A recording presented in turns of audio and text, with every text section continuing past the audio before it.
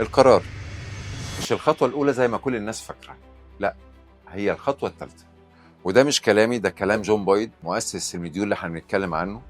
والنهارده هنتكلم عن رقم 3 اللي هو الدي، ديسايد أو القرار.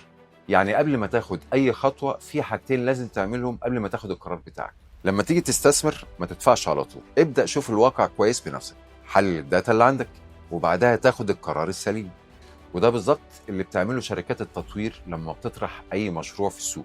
لازم تختار اللوكيشن صح، وبتركز على نوع الكوميونتي اللي الجمهور بيدور عليه، مش اي شقق وخلاص. في فرق كبير بين اللي بيحسبها وبين اللي بياخد اول قرار يجي قدامه. وازاي اتاكد ان انا ماشي صح؟ لازم اسال نفسي شويه اسئله. هل المشكله اللي انا بحاول احلها واضحه؟